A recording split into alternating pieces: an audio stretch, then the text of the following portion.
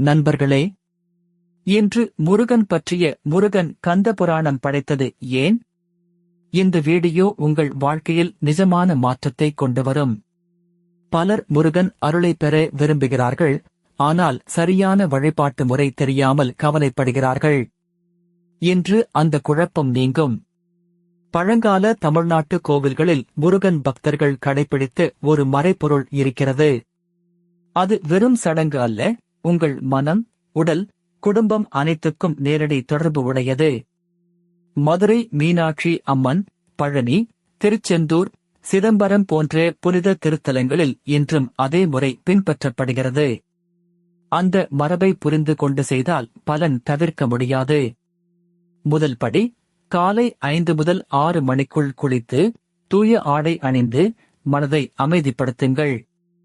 முருகன் திருநாமத்தை மனதில் வைத்து 11 முறை சொல்லுங்கள். இரண்டாவது படி, விளக்கு ஏற்றி புத்தம்புதிய மலர்கள், தேங்காய் அல்லது பழம் படைத்து வழிபடுங்கள். பக்தியும் நேர்மையும் தான் முக்கியம், விலையுயர்ந்த பொருட்கள் அல்ல. மூன்றாவது படி, முருகன் கந்த புராணம் படைத்தது ஏன் தொடர்பான குறிப்பிட்ட மந்திரத்தை தினமும் 27, 54 அல்லது 108 முறை சொல்லுங்கள். 21 நாட்கள் தொடர்ந்து செய்தால் மன தெளிவு கிடைக்கும். நான்காவது படி, வெள்ளிக்கிழமை அல்லது சிறப்பு நாட்களில் உபவாசம் விருப்பமானது, ஆனால் சாத்விக உணவு, பொய்யற்ற வார்த்தைகள், கோபமின்மை ஆகியவை மிக முக்கியம். முருகன் அருள் கூச்சமுள்ளவர்களுக்கும் நிச்சயமாக கிடைக்கும். ஐந்தாவது படி, ஏழைகளுக்கு அன்னதானம், முதியோருக்கு உதவி, கோவிலுக்கு தன்னார்வ சேவை. இது பரிகாரத்தை பல மடங்கு அதிகரிக்கும். எதிர்பார்ப்பின்றி கொடுங்கள். ஆராய்ச்சியாளர்கள் சொல்வது, தினமும் 5 நிமிட பக்தி ஒலி கேட்பது மூளையை அமைதிப்படுத்துகிறது. மன அழுத்தம், தூக்கமின்மை, குடும்ப பிரச்சனைகள் படிப்படியாக குறையும். உண்மை கதை, சேலத்தில் ஒரு குடும்பம் பல ஆண்டுகள் கஷ்டப்பட்டது. முருகன் விரதமும் நேர்மையான பூஜையும் தொடங்கினார்கள். வியாபாரம், உடல்நலம், மன அமைதி மெல்ல மெல்ல மேம்பட்டது. இன்னொரு கதை, கோயம்புத்தூரில் ஒரு இளம் தம்பதி குழந்தை வரம் வேண்டினார்கள்.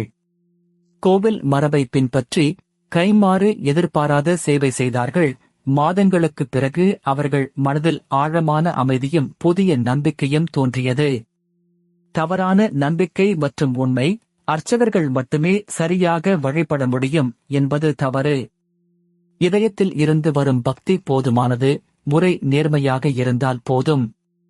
மற்றொரு தவறான நம்பிக்கை, ஒரு தவறு எல்லாவற்றையும் பாழாக்கிவிடும் என்பது தவறு. முருகன் கருணை கடவுள். தாழ்மையுடன் மீண்டும் தொடங்குங்கள், அருள் தொடரும். இன்றைய செயல் திட்டம், இன்று இரவு தூக்கத்துக்கு முன் 5 நிமிடம் முருகன் திருநாமம். நாளை காலை விளக்கு ஏற்றுங்கள். இந்த வாரம் ஒரு கோவில் வருகை அல்லது வீட்டு பூஜை அறை சுத்தம். பக்தர்கள் சொல்லும் பலன்கள், தைரியம், மன தெளிவு, கடன் தீர்வு, திருமண நல்லிணக்கம், வேலை வாய்ப்புகள், உடல்நல நிலைப்பாடு. நேரம் ஒவ்வொருவருக்கும் மாறுபடும், பொறுமையுடன் நம்பிக்கை வையுங்கள். தடைகளுக்கான பரிகாரம், சனிக்கிழமை எண்ணெய் விளக்கு ஏற்றுங்கள். அம்மன் அல்லது முருகன் கோவிலில் கருப்பு வஸ்திரம் படையுங்கள். 108 முறை வேகத்தை விட கவனத்துடன் உச்சரியுங்கள். குடும்பத்தில் குழந்தைகள், எளிய சுலோகங்கள் கற்றுக் கொடுங்கள். திருவிழா நாட்களில் அழைத்து செல்லுங்கள். மதிப்புகள் அடுத்த தலைமுறைக்கு சென்றடையும். கலாச்சாரம் வீட்டு பழக்கத்தில்தான் உயிர் வாழ்கிறது.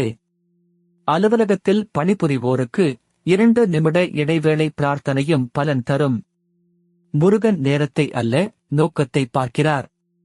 நண்பர்களே, முருகன் கந்த புராணம் படைத்தது ஏன்? இது வெறும் கோட்பாடு அல்ல, நாள்தோறும் செய்ய வேண்டிய பயிற்சி. சிறிதாக தொடங்குங்கள், 21 நாட்கள் தொடர்ச்சியாக செய்யுங்கள். ஆலய மணி சேனலில் சந்தா செய்யுங்கள். தினமும் கோவில் ஞானம், பரிகாரம், தல புராணம் வருகிறது. மணி சின்னம் அழுத்துங்கள், எந்த வீடியோவும் தவறாமல் காணலாம். கீழே உரையிடுங்கள், உங்கள் சொந்த ஊர் கோவில் பெயர் எழுதுங்கள். அடுத்த வீடியோவில் அந்த திருத்தலத்தின் சிறப்புகளை பார்க்கலாம். இந்த வீடியோவை குடும்பத்தினருக்கு பகிருங்கள். ஒன்றாக வழிபட்டால் பக்தி மேலும் வளரும். முருகன் திருவடியில் நம்முடையவர்கள். முருகன் பக்தி பாதையில் பொறுமை மிக முக்கியம். முருகன் கந்த புராணம் படைத்தது ஏன்? நாள்தோறும் நினைவு கூர்வது மனதை வலிமையாக்கும். இந்த நம்பிக்கையை விடாதீர்கள். முருகன் பக்தி பாதையில் பொறுமை மிக முக்கியம். முருகன் கந்த புராணம் படைத்தது